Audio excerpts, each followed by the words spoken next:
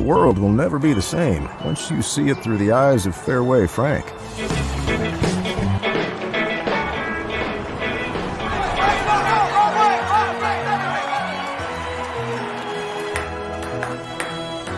Frank, we'll sell London broils, New York strip steaks, pork chops, pork steaks. Frank's mama always said, life is like a T-bone steak. When you shop at Fairway, you know exactly what you're gonna get.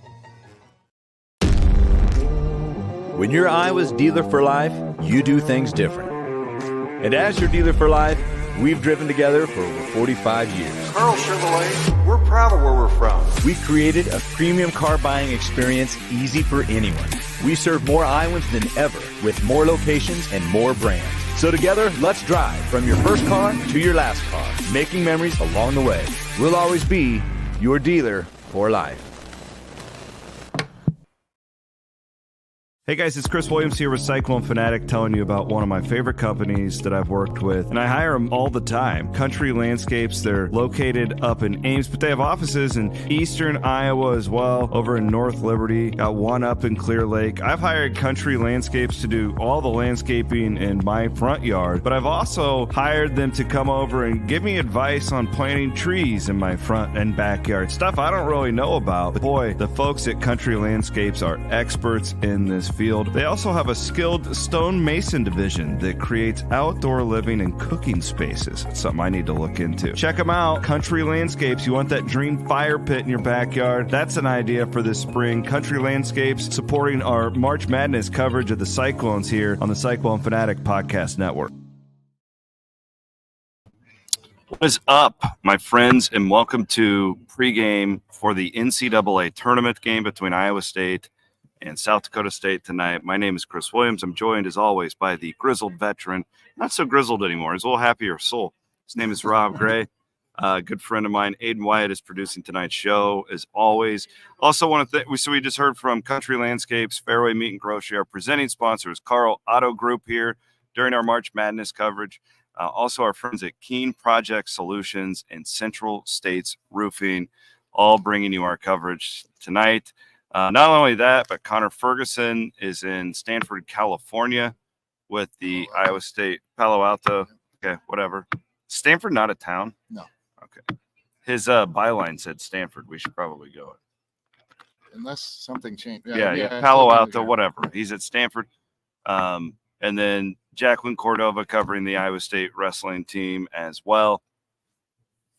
Tonight's tip, real quick, just so you guys know, has moved back into 6:45. They bumped it back about 10 minutes. So got that out of the way. And I don't know, Rob, like it's weird for me. I've probably seen South Dakota State play 20 times. Matchup wise, I mean, I can break it down for you real quick. They got a really good guard, Zeke Mayo. Yep. I like this Appel, I believe. I think. Oh, I'm not sure. Either way. He's out of Marshalltown, I believe. Yeah. Really good player. Stretch 3-4 type. They've got experienced guards. Here's the deal, though. I think South Dakota State could keep this game really interesting for a half. It feels to me this will be a game where Iowa State's pressure wears them down, into the second half. And, it's March. Anything can happen. Iowa State fans, I've talked to enough of you who are just not comfortable being a 2 seed, and I can understand that. I feel like Iowa State ends up winning this thing by double digits in the second half. The matchup is just South Dakota State isn't different enough to mess with Iowa State, I guess is the way I would look at it. And I look at the next round, it's like, where Washington State's like super long. They're weird like that, where Drake's like this. Drake's a little bit like BYU. So those two teams would be a little more iffy. Like this South Dakota State team, again, to me, they're very similar to what Iowa State does. It's just, they're a mid-major instead of being a Big 12 team. So, man, I would be surprised if it's a 15-2 upset tonight. What do you think? I'd be extremely surprised. My knowledge of South Dakota State is mostly based on paper and analytics because I haven't watched them. I don't have the connection you have. But you look at them, they're just kind of a team that does everything pretty good. Yeah. And teams that do things pretty good when they run into this Iowa State defense, the pretty good part on the offensive side usually goes away. And if that happens, as I expect it to happen, I think Iowa State maybe wins a little bit more comfortably than you do. But you got to be. I mean, look at all these games we've watched. You know, like last year for Iowa State, a 6 got beat by an 11. BYU did not bring the A game, could not shoot the 3, and it bit them against Duquesne, the Dukes. That's a cool story. Their coach is retiring. Yeah. That's a really neat. Been there a long time. Yeah, he's retiring and announced that and said going into this is my last tournament, and they won it today. So I was happy for them. Also from an Iowa State standpoint to get BYU out of the other side of the bracket. I honestly think I'd rather play Illinois than BYU.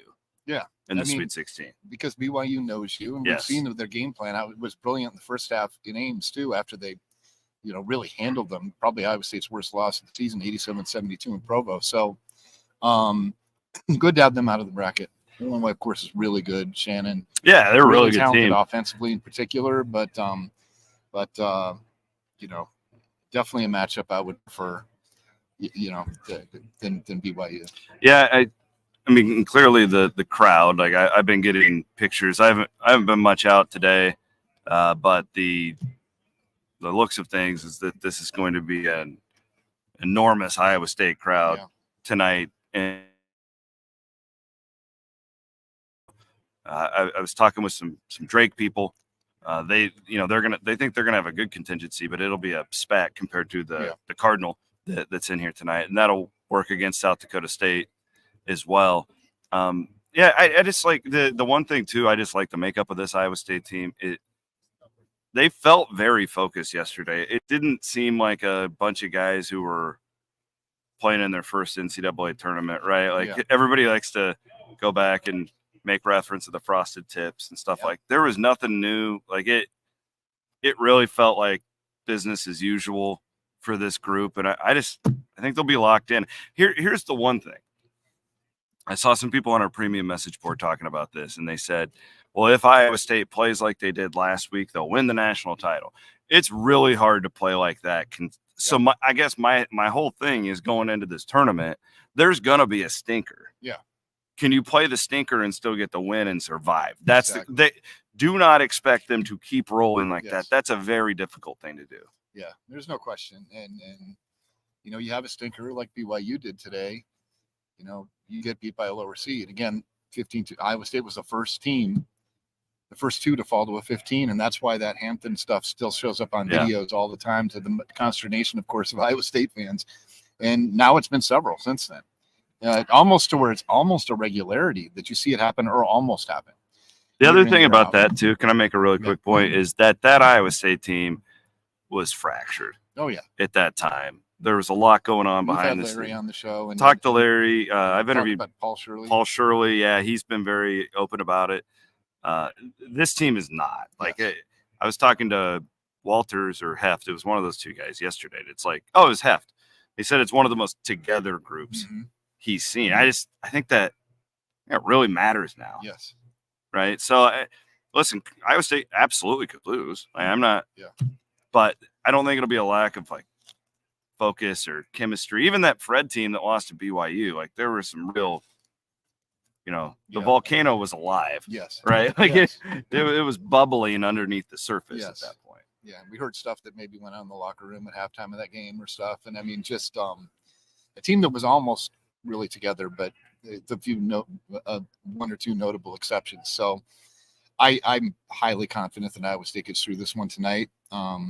Watch out if South Dakota State gets hot from 3 early, or gets a good start, because they got a pretty good contingent too. I mean, the folks in Brookings and I'm sure throughout South Dakota, unless you're a USD fan, are all behind them too. And it's not a super long trip for them, so it'll be a fun game. It'll be a fun game. I know it's not fun for Coach Henderson of the Jackrabbits and of course TJ, but given their long-standing relationship and all that, but it should be a fun game, and survive and advance, as I said. Yeah, and the other thing too, so you go back to many of these upsets in Iowa State history, and the difference is, like, I was at the game, the UAB game, and I mean, that crowd was rooting against Iowa State. Yeah, like it was Kentucky fans in there rooting. They're going to root for the upset because everyone wants to see that.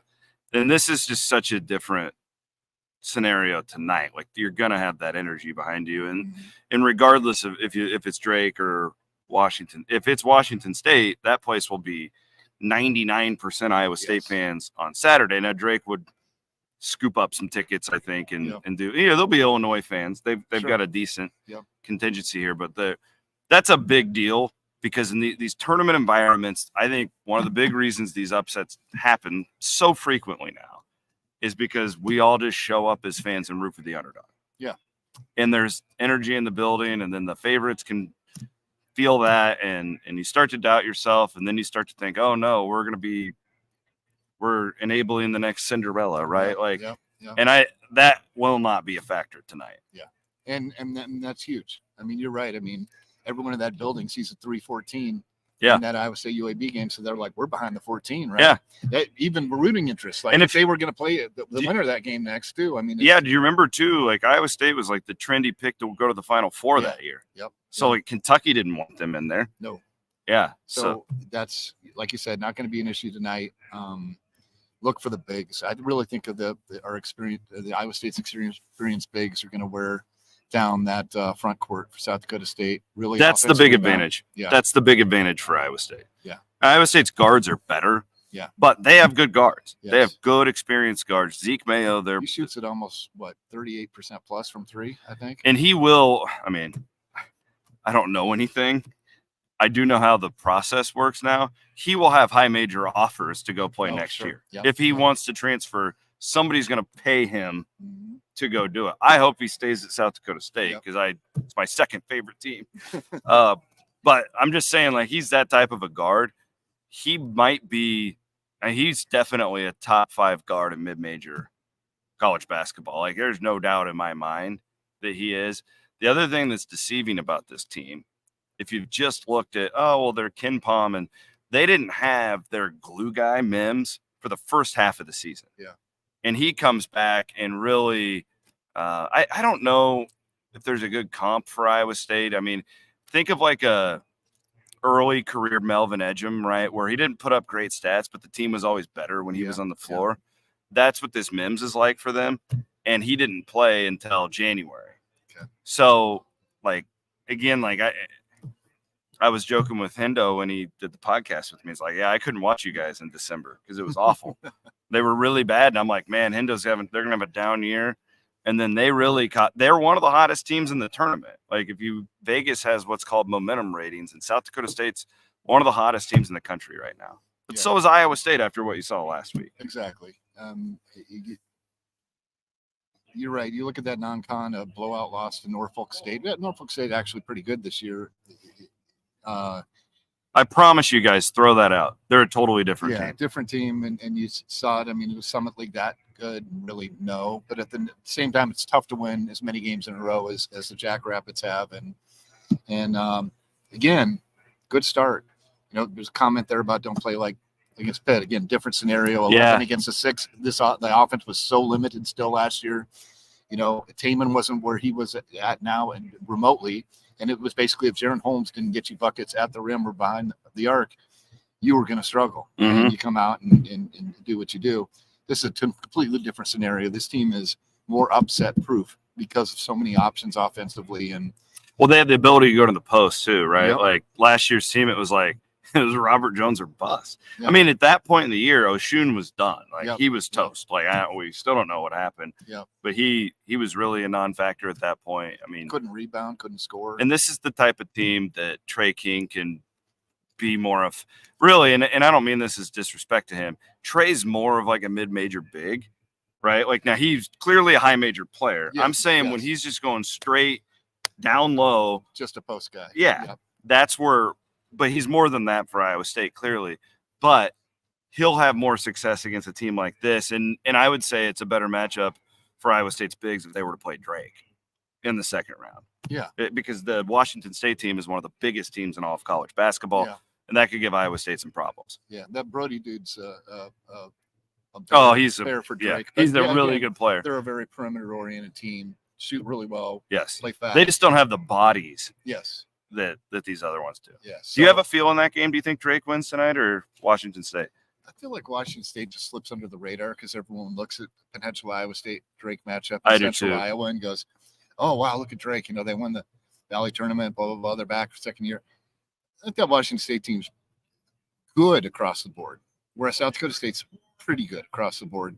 I think they'll give Drake some problems. I think they'll be, if they can defend DeVries well enough.